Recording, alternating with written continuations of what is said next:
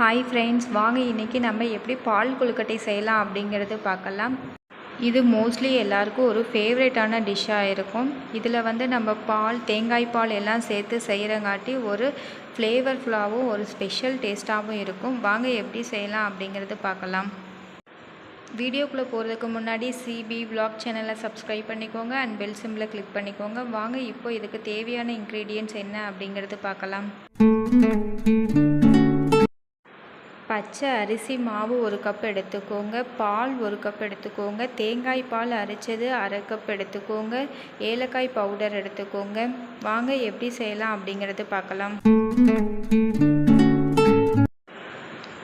First ஒரு பவுல் எடுத்துகிட்டு நம்ம அதில் எடுத்து வச்சுருக்கிற பச்சை அரிசி மாவை ஆட் பண்ணிக்கோங்க. இப்போ நம்ம சுடு தண்ணி ஆட் பண்ணி கொஞ்சம் கொஞ்சமாக மிக்ஸ் பண்ணிக்கலாம். சுடு தண்ணி தேவைக்கு ஏற்ற அளவுக்கு ஆட் பண்ணி மிக்ஸ் பண்ணிக்கோங்க.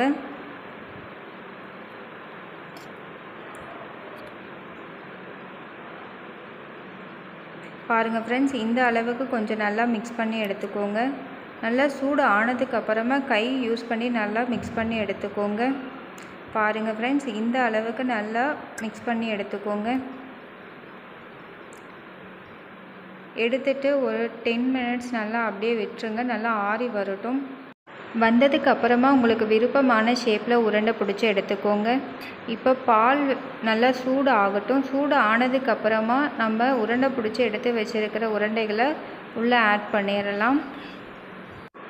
ஆட் பண்ண உடனே கரண்டி வச்சு மிக்ஸ் பண்ண வேணாம். உருண்டைகளெல்லாம் உடஞ்சி போகிறதுக்கு சான்ஸ் இருக்குது. ஸோ 2 மினிட்ஸுக்கு அப்புறமா கரண்டி போட்டு மிக்ஸ் பண்ணிக்கோங்க.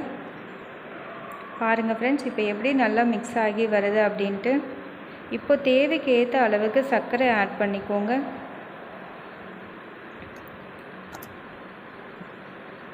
ஆட் பண்ணிவிட்டு நல்லா மிக்ஸ் பண்ணி விடுங்க ஃப்ரெண்ட்ஸ். பாருங்கள் எந்த அளவுக்கு ஒரு நல்ல கெட்டியான ஒரு கன்சிஸ்டன்சியில் வந்திருக்கு அப்படின்ட்டு.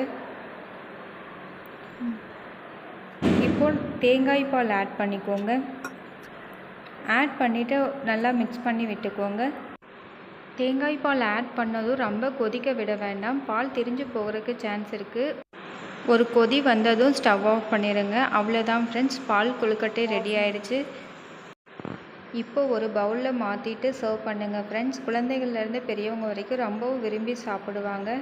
இது ரொம்ப டேஸ்டியாக இருக்கும். நீங்களும் ட்ரை பண்ணி பாருங்கள்.